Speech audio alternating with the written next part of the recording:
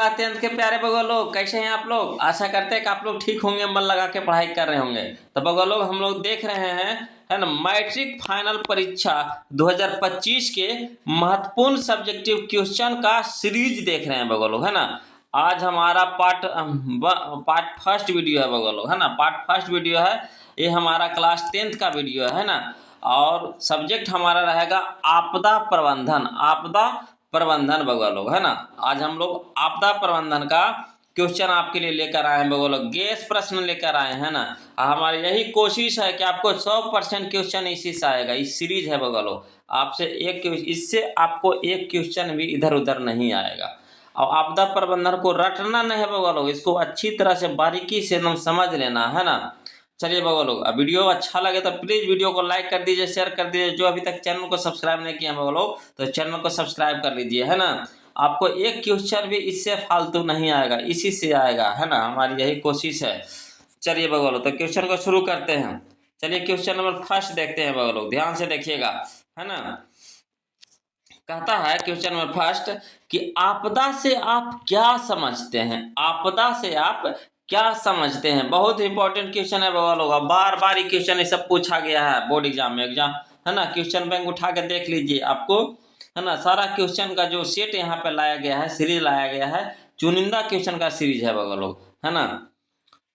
एक भी उटपटांग क्वेश्चन नहीं है। तो देखिए क्वेश्चन नंबर फर्स्ट देखिए क्या कहता है। कहता आपदा से आप क्या समझते हैं, है ना। तो इसको उत्तर में कैसे लिखिएगा बगल लोग, तो इसको उत्तर में लिखिएगा इस तरह से कि जिन किन्हीं कारणों से, है ना, जिन किन्हीं कारणों से मनुष्य और जीव जंतु संकट में पड़ते हैं, है ना, उन कारणों को आपदा कहते हैं। आया समझ में। फिर से देखिए, कहता जिन किन्हीं कारणों से मनुष्य या जीव जंतु संकट में पड़ते हैं, उन कारणों को आपदा कहते हैं। आपदा कहीं भी और कभी भी प्रकट हो सकती है ना। इसका कोई निर्धारित समय नहीं है कि कब आएगा, कभी भी हो सकता है, किसी भी जगह हो सकता है, किसी भी समय आ सकता है। आपदाओं से लोग इस कारण संकट में पड़ जाते हैं क्योंकि आपदा सूचना देकर नहीं आता है। सही बात है ना। आपदा से बचने का प्रयास करना चाहिए। बचाव का काम व्यक्ति सामूहिक रूप से किया जाना चाहिए, है ना। बचाव का काम व्यक्ति, है ना, सामूहिक रूप से किया जाना चाहिए। जिससे देखिए आपदा में देखिए आपको कैसे क्या क्या चीज आ सकता है। तो आपदा में देखिए कैसे क्या क्या चीज आएगा वो लोग, जैसे बाढ़। बाढ़ अचानक आता है, बोल के नहीं आता, अचानक आता है। सुखाड़, सुखाड़ बोल के आएगा कि हमेशा सुखाड़ आने वाला है, पानी की व्यवस्था कर लो, नहीं, कभी भी आ सकता है। सुनामी, सुनामी बोल के आएगा, नहीं, ऐसा अचानक आता है। चक्रवात, आतंकवाद, ये सब बहुत से, है ना, इत्यादि बहुत तरह का है ना, जो अचानक आता है, इसी को आपदा कहते हैं। आशा करते हैं कि आपको समझ में आ गया होगा वो लोग, है ना। इसको क्या करना है, एक दो बार पढ़ करके इसको अपनी भाषा में इसको उतार लीजिए, मतलब इसको लिख लीजिए। अगर कॉपी पर लिख लिया आप अपनी भाषा में, समझिए क्वेश्चन आपका अपना हो गया, है ना। इसी तरह से एग्जाम में लिख दीजिएगा, एक भी नंबर नहीं कटेगा वो लोग। चलिए क्वेश्चन नंबर 2 देखते हैं। कहता है क्वेश्चन नंबर 2 कि आपदा कितने प्रकार का होता है। आपदा कितने प्रकार का होता है। बहुत ही आसान क्वेश्चन है बगल लोग, लिखिएगा। आपदा 2 प्रकार का होता है। पहला है प्राकृतिक आपदा और दूसरा है मानव जनित आपदा। पहला है प्राकृतिक आपदा और दूसरा है मानव जनित आपदा। क्लियर है। तो आपदा कितने प्रकार का हो गया, 2 प्रकार का। चलिए क्वेश्चन नंबर हम लोग 3 देखते हैं बगल लोग, है ना। क्वेश्चन नंबर 3 कहता है कि प्राकृतिक आपदा क्या है। प्राकृतिक आपदा क्या है, तो इसको उत्तर में लिखिएगा इस तरह से लिखिएगा। वैसा आपदा जो प्रकृति द्वारा घटित होता है या होती है, उसे प्राकृतिक आपदा कहते हैं, है ना। वैसा आपदा जो प्रकृति द्वारा घटित होती है, उसे प्राकृतिक आपदा कहते हैं। जैसे में हो गया भूकंप, प्राकृतिक आपदा है। बाढ़, सूखा, सुनामी, तूफान आदि, ये सब क्या है, प्राकृतिक आपदा है। आदि आदि नहीं, आदि कहने का मतलब ऐसा ऐसा बहुत और भी है ना। चलिए क्वेश्चन नंबर 4 देखते हैं बगलो। देखिए क्वेश्चन नंबर 4 क्या कहता है। कहता है मानव जनित आपदा क्या है। मानव जनित आपदा क्या है? तो इसका उत्तर में लिखिएगा बगल इस तरह से लिखिएगा, वैसा आपदा जो मनुष्य के द्वारा घटित होती है उसे मानव जनित आपदा कहते हैं। फिर से समझिएगा, कहता है वैसा आपदा जो मनुष्य के द्वारा घटित होती है उसे मानव जनित आपदा कहते हैं। जैसे आतंकवाद मानव करता है ना। आग लगना मानव के द्वारा होता है। रेल दुर्घटना मानव के द्वारा होता है। सड़क दुर्घटना मानव के द्वारा होता है। और भी बहुत सारा है ना, इत्यादि लिख सकते हैं। तो समझ में आ गया होगा बगल लोग, है ना। अब चलिए क्वेश्चन नंबर हम लोग 5 देखते हैं, है ना। 10 क्वेश्चन का सीरीज लाए हैं बगल लोग। हर एक वीडियो में आपको 10 क्वेश्चन का सीरीज मिलेगा। चलिए अगला क्वेश्चन है क्वेश्चन नंबर 5, आपदा प्रबंधन की आवश्यकता है क्यों? आपदा प्रबंधन की आवश्यकता है क्यों? तो इसका उत्तर में लिखिएगा बोलो इस तरह से कि आपदा प्रबंधन की आवश्यकता आपदा के पूर्व एवं पश्चात होने वाली क्षति को कम करने से है कि नहीं। आपदा प्रबंधन की आवश्यकता कब पड़ती है कि आपदा जब आए, है ना, या आपदा होने वाले हैं तो उससे जो क्षति हो उसको कम किया जाए। अगर हमें पहले से पता हो जाए कि आपदा आने वाले हैं, है ना, या इस समय आपदा आता है तो हम लोग पहले ही सतर्क हो जाएंगे, है ना, तो क्षति होगा मगर कम होगा, है ना। फिर आगे लिखिए कि प्राकृतिक आपदा और मानव जनित आपदा के घटने से संसाधनों का भारी नुकसान होता है कि नहीं। इसलिए इसका प्रशिक्षण देकर इसके प्रभाव को कम करना चाहिए, है ना। प्रशिक्षण देकर उसको सिखा करके बतला करके कि किस तरह से हम आपदा से बचाव कर सकते हैं, है ना।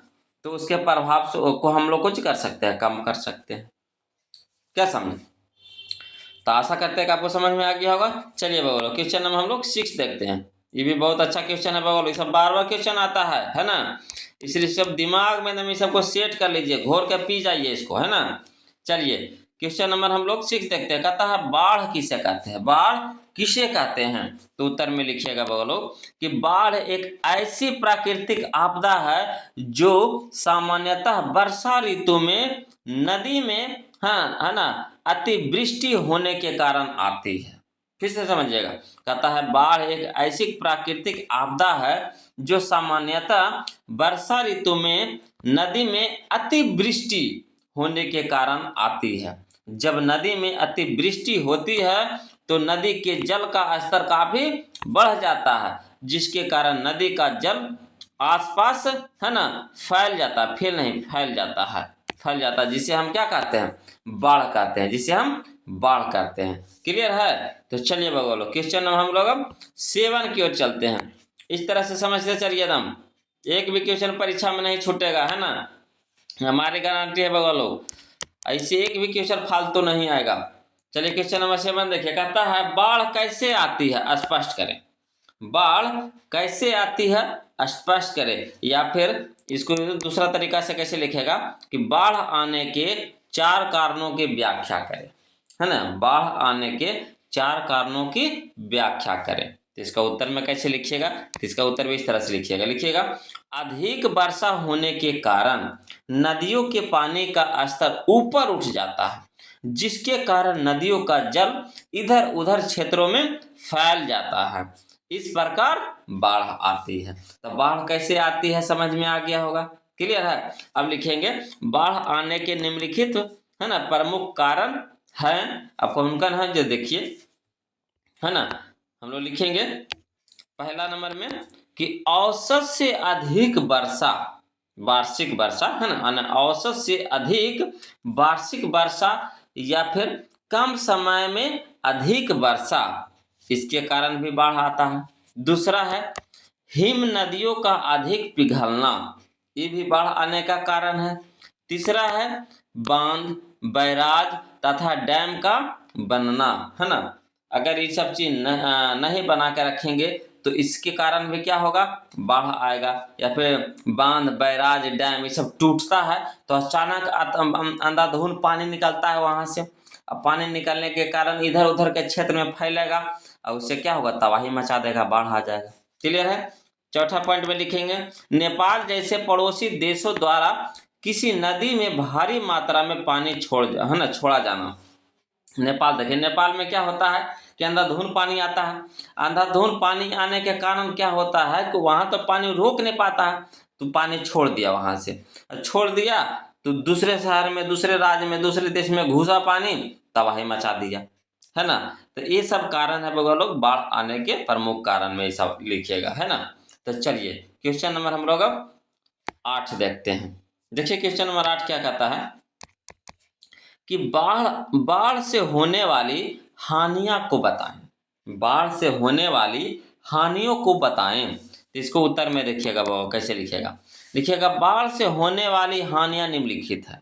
बाढ़ से होने वाली हानियां निम्नलिखित है। जैसे पहला नंबर में पॉइंट में लिखेंगे फसल की बर्बादी, है कि नहीं। बाढ़ आएगा तो क्या होगा, फसल की बर्बादी होगी कि नहीं होगी, ईमानदारी से बताइएगा, फसल की बर्बादी होगी कि नहीं होगी ही। दूसरा है घर का गिरना, है ना। बाढ़ आता है तो देखते होंगे कितना जगह घर गिर गया, है ना। तीसरा है महामारी फैलना। अब जैसे बाढ़ आएगा तो क्या होगा, गंदा संदा पानी जहाँ तहाँ जमा होगा, है ना, तो उसके कारण से महामारी फैलेगा, बीमारी फैलेगा। चौथा है यातायात की सुविधा बंद होना। अब जहाँ तहाँ रोड टूटेगा, बांध टूटेगा, तो इससे है कि यातायात का साधन भी क्या होगा, है ना, बंद होगा, खराब होगा। पांचवा है चारागाह की कमी होना। अब देखिए हर जगह पानी नजर आएगा तो जानवर कहाँ जाएगा चरने के लिए, घास नजर आएगा, हर जगह तो पानी है तो घास कहाँ नजर आएगा, तो वह चारागाह के क्या हो जाता है, कमी होना, है ना। तो ये सब होता है बगल लोग हानियां, है ना, बाढ़ आने से। क्लियर है। चलिए क्वेश्चन नंबर हम लोग 9 देखेंगे बगल लोग। देखिए कहता है क्वेश्चन नंबर 9 कहता है बाढ़ के लिए उत्तरदायित्व, बाढ़ के लिए उत्तरदायी का प्रमुख कारण क्या है। बाढ़ के लिए उत्तरदायी का प्रमुख कारण क्या है, तो इसका उत्तर में लिखेंगे कि बाढ़ के लिए उत्तरदायी का प्रमुख कारण निम्नलिखित है। बाढ़ के लिए उत्तरदायी का प्रमुख कारण निम्नलिखित है। पहला क्या है, भारी वर्षा। भारी वर्षा के कारण क्या होता है, बाढ़ आता है। दूसरा है बांधों का टूटना, है ना। और तीसरा है बर्फ का पिघलना। जहाँ जहाँ देखिए पहाड़ी इलाका है, जहाँ से नदियाँ बहती हैं निकलते, जैसे हिमालय है ना, तो वहाँ से बर्फ के वहाँ बर्फ बहुत ज़्यादा मात्रा में रहता है ना। और वहाँ का जो बर्फ पिघलता है जिसके कारण क्या होता है ना, अंधाधुंध पानी के रूप में बर्फ पिघल जाता है। उससे हो जाता है कि वहाँ पूरा पानी ही पानी हो जाता है, जिससे बर्फ आता है ना, बाढ़ आता है। क्लियर है। तो ये था हमारा 9वां नंबर क्वेश्चन। अब चलिए बोलो क्वेश्चन नंबर हम लोग 10 देखते हैं। देखिए कहता है क्वेश्चन नंबर 10 कि बाढ़ से होने वाले लाभों को लिखिए। अब देखिए बाढ़ से हानि तो हम लोग देख लिए, अब बाढ़ से होने वाले लाभ के बारे में भी जानिए। तो इसका उत्तर में कैसे लिखिएगा, लिखिएगा बाढ़ से कुछ लाभ भी होता है, लेकिन है ना हानि के मुकाबले यह बहुत कम होता है। माने हानि ज़्यादा होता है, लाभ क्या होता है, कम होता है।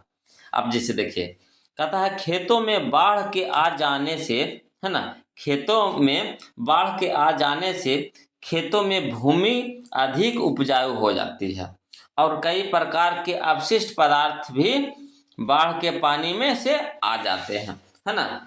जो बाढ़ के जो पानी आता है ना, तो उससे बहुत सारा अपशिष्ट पदार्थ बाढ़ के पानी द्वारा आता है और खेतों में क्या होता है, जमा हो जाता है। उससे वहाँ की जो मिट्टी है, खेतों की जो मिट्टी है ना, उसका उर्वरा शक्ति बढ़ जाता है, मतलब उपजाऊ क्या हो जाता है, बढ़ जाता है। यानी अधिक पैदावार होगा उस खेत में जहाँ जहाँ वो बाढ़ के पानी जाएगा। क्लियर है। तो ये था बगल लोग आज का हम लोगों का, है ना, 1 से 10 क्वेश्चन का सीरीज बगल लोग, है ना। आप कमेंट कर में जरूर बताइए बोलो कि ये वीडियो आपको कैसा लगा, है ना। और अच्छा लगे तो प्लीज़ वीडियो को लाइक कर दीजिए, शेयर कर दीजिए, और जो अभी तक चैनल को सब्सक्राइब नहीं किया बोलो तो प्लीज़ चैनल को सब्सक्राइब कर लीजिए। फिर मिलते हैं हम लोग अगले वीडियो में बगल लोग, तब तक के लिए जय हिंद।